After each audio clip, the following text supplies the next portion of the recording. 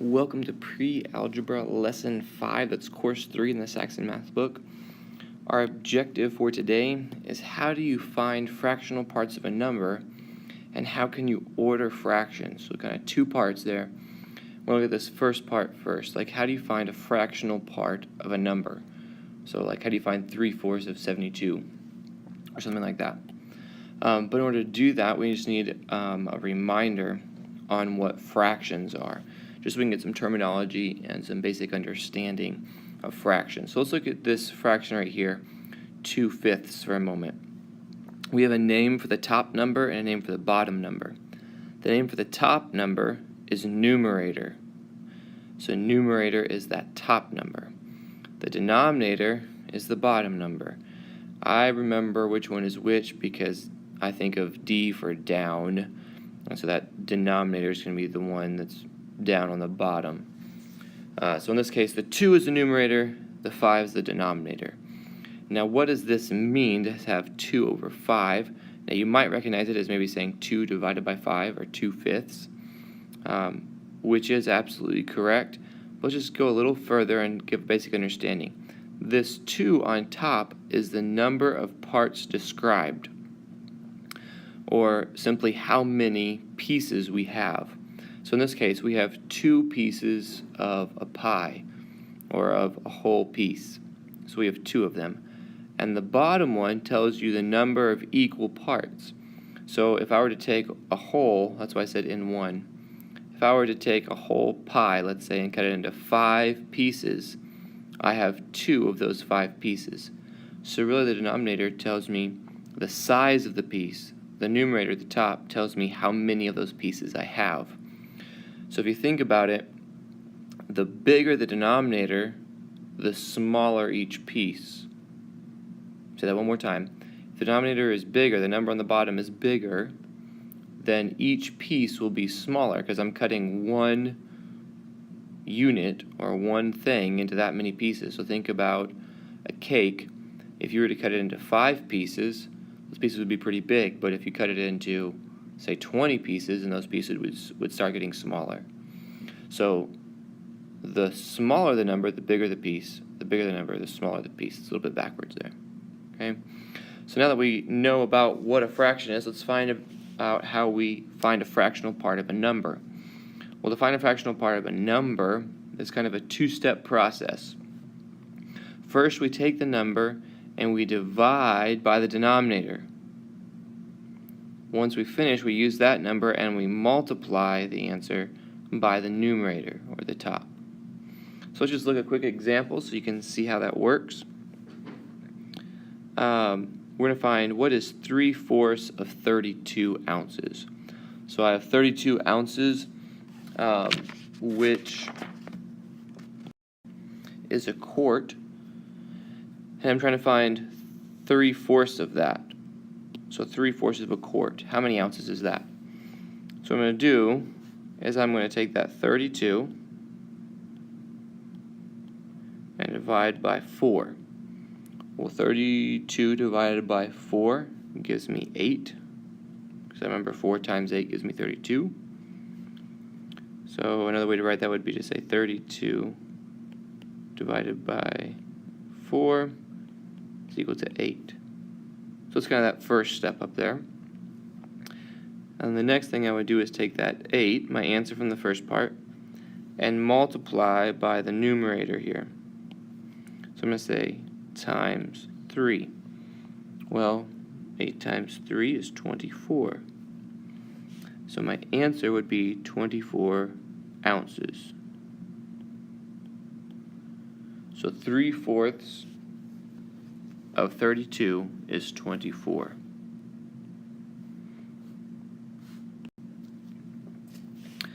All right, let's try just a couple more just to make sure we're getting the hang of that. These are actually from example 1.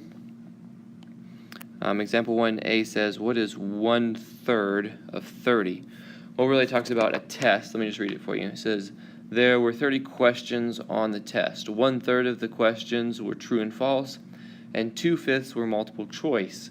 Part A says, how many were true and false? So I need to find 1/3 of 30.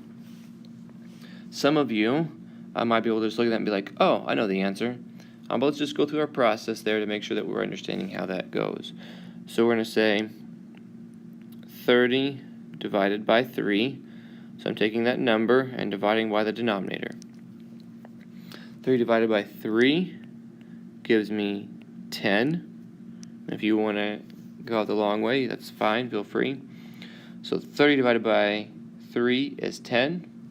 Our second step is going to be to take this answer that we just found and multiply by the numerator.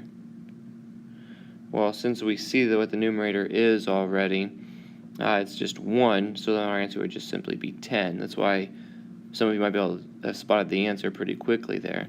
So my answer, since it was a word problem, I'm going to have a word answer. I would say there were 10 true-false questions.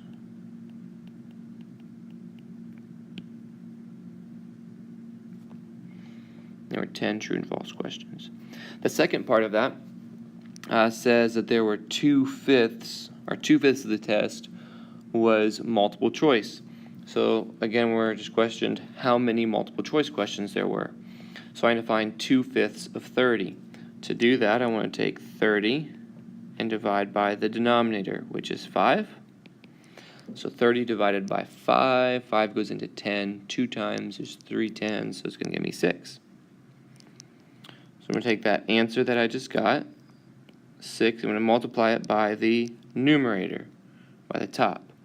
6 times 2 is going to give me 12. So again, word problem, word answer.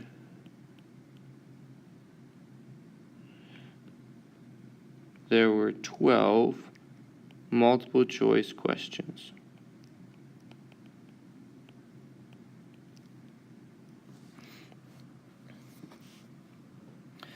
All right, the second part of our objective there was to find a way that we could order fractions. And there are several different ways, so this is just kind of the first one of them. But one way to order fractions is to compare them to a half. A half is kind of one of those easy numbers that's semi-easy to find. And so we use the fact that we've practiced with a half, and then we'll compare them to that. So this is example 2. It says, order these 3 numbers, these 3 fractions. So I've tried to draw 3 circles that have that many parts in it. So notice here for 3/6, I took a circle. This whole circle is representing 1, and I divided it into 6 pieces because my denominator is 6. So I have 1, 2, 3, 4, 5, 6. So since there's 3 of them, I'm going to go ahead and just color that in. That's 1 of them. That's 2 of them. That's 3 of them. Okay. My next one here is 3/5. So again, my circle's representing 1. I try to make my circles the same size. I divide into 1, 2, 3, 4, 5 pieces because my denominator is 5, tells me how many pieces are in 1. And so then I'm just going to color this one. I have 3 of them. So I have 1, 2, 3 of them colored in. And then my last one here is 3/8. Again, same idea, my denominator is 8. So I have 1, 2, 3, 4, 5, 6, 7, 8.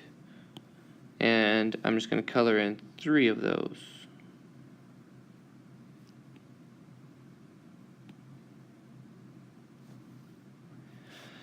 Alright, so now as we are comparing these to half, let's look at the denominator. What is half of 6? Well, half of 6 is 3. So notice this one here is equal to a half. I'm going to write that underneath it here, maybe in another color, yellow. This is equal to 1/2. My 3/5, what is half of 5? It's a little bit harder. Half of 5 would be 2.5, which means 3 is bigger than half. And you can kind of see that here from the picture. If I was to cut this in half, notice it's more than half. So I'm going to say this is bigger than a half. I guess we could say 3/5. It's bigger than a half. This would be 3/6 is equal to a half. And then this last one here that I have in green, 3/8. Well, what's half of 8? Half of 8 is 4. 3 is smaller than 4. So, and you can again visually see that here. Half would be following this line. So all of this would be half. So it means this is less than half. So I'm going to say 3/8 is less than a half. So notice one of these is equal to a half, the red one. One of these is bigger than a half, and one of them is smaller than a half. So if I wanted to order them from smallest to largest, I would say that 3/8 is the smallest one, because it is smaller than a half. The next one would be my red one, that 3/6, because that one's equal to a half. Then my blue one is bigger than a half, so therefore it would be the largest of the three that I have there. So this would be my answer. This doesn't just ask me to order them. There I put those in order from smallest to largest. Your homework is down there on the bottom, as you probably already saw. It starts on page 33. I need you to do all of them from this lesson, all of them with little parentheses with 5. All of them from the last lesson, make sure we've got that one down with the parentheses underneath the 4. And then you can pick 7 more of your choice, probably the ones you need to practice more to make sure that you're remembering how to do those. So that is your homework. Good luck, and I will be happy to help you more in class as needed.